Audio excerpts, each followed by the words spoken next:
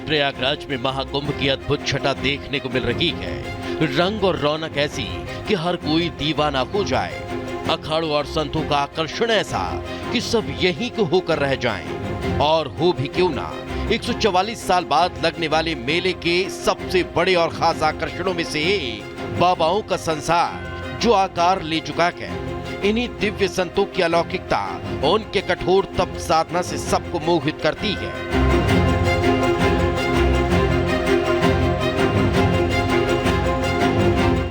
संगम पर नजर आ रही सनातन संस्कृति की अद्भुत झांकी में ऐसे ऐसे संत संगत करने पहुंचे हैं जिनके हठ योग की लीला ही निराली है।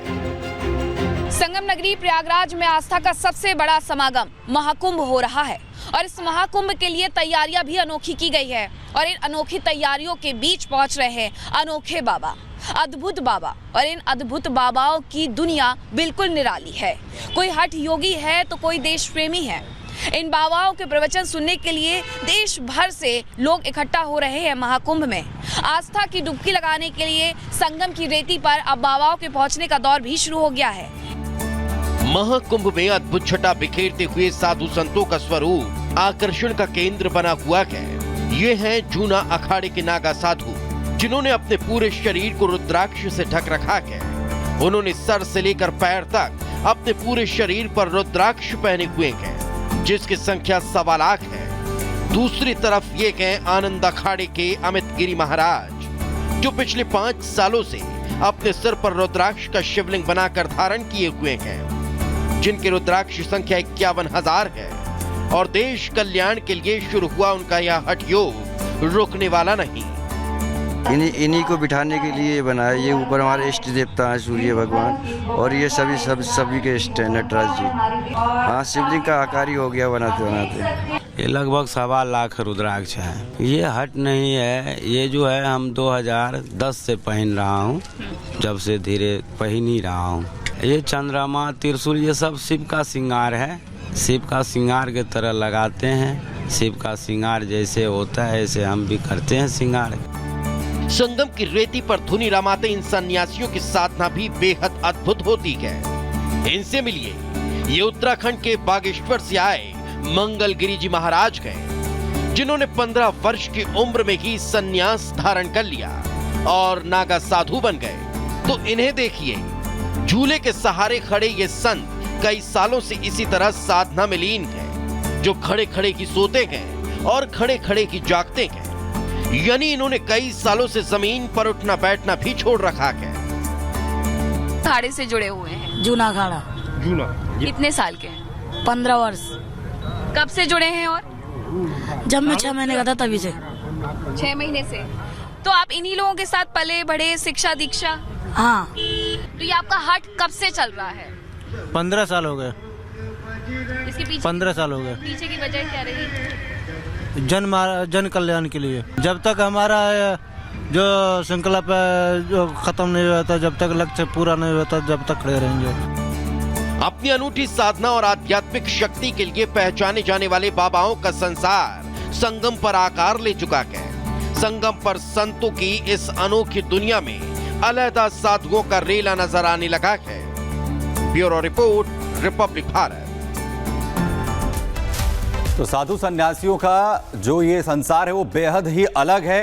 और महाकुंभ से हर एक तस्वीर हम तक मीनाक्षी लगातार पहुंचा रही है। मीनाक्षी, बेहद खास है इस बार का महाकुंभ, और बेहद खास है तमाम महंत योगी जो हठ योगी वहां पर पहुंचते हैं, उनका संसार, जिनकी तस्वीरें आप लगातार हमें दिखाती भी हैं। और हम लगातार देख रहे हैं कि आखिर कैसे वो अपने हठ योग में महाकुंभ में पहुंच रहे हैं उसे लेकर।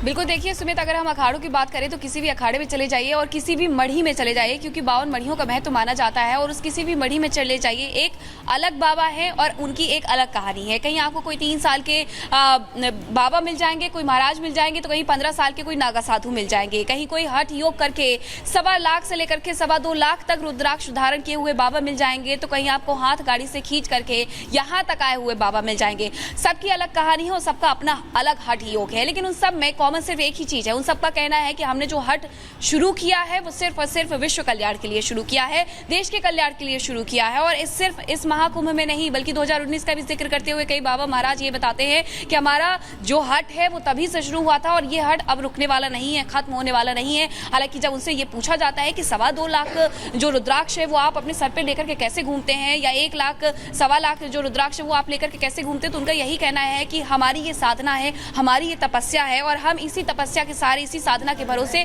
सब कुछ कर लेते हैं। जो बाबा खड़े हुए हैं, कभी उन्होंने 15 साल में जमीन पर बैठे नहीं है, कभी जमीन पर सोए नहीं है, उनके पैरों पर भी बुरा असर उस बात का पड़ा है, लेकिन उनका कहना है कि हठ योग है। कोई ठीक है मीनाक्षी, आप लगातार जानकारी दे रही हैं कि इस बार कौन कौन से साधु संत पहुंचे हुए हैं और क्या खास है महाकुंभ में, लेकिन आपको जानकारी दे दें कि अभी महाकुंभ में जो साधु संत के अखाड़े हैं वो आकार ले चुके हैं। लेकिन इसी के साथ साथ उत्तर प्रदेश के मुख्यमंत्री योगी आदित्यनाथ भी वहां पर प्रवास करने वाले हैं। आपको जानकारी दे दें कि सीएम योगी आदित्यनाथ जिस कुटिया में रहने वाले हैं वहां से हमने एक रिपोर्ट तैयार की, आप देखिए।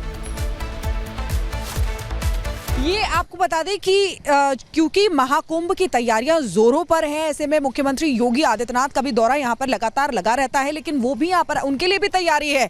ये जो तस्वीरें मैं आपको दिखा रही हूं, मुख्यमंत्री योगी आदित्यनाथ के रुकने का इंतजाम इसी कॉटेज में रखा गया है। यहाँ स्पेशल हैंगर तकनीक से, आपको बता दें कि हैंगर तकनीक से बने हुए ये स्पेशल कॉटेजेस हैं।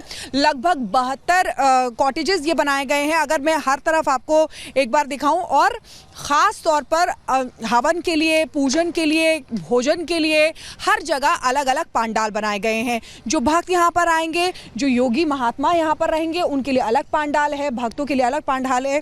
लेकिन मुख्यमंत्री योगी आदित्यनाथ के लिए जो कॉटेज बनाया गया है, एक बार मैं आपको उसके अंदर ले चलती हूँ और दिखाती हूँ, क्योंकि देखिए तैयारियाँ अभी चल रही हैं, पूरा नहीं है, क्योंकि 13 तारीख से महाकुंभ की शुरुआत है। लेकिन यहाँ पर मुख्यमंत्री योगी आदित्यनाथ के रहने का इंतज़ाम है। ये स्पेशल कॉटेज है जो उनके लिए ख़ास तौर से बनाया गया है। इसको धीरे तैयार किया जा रहा है।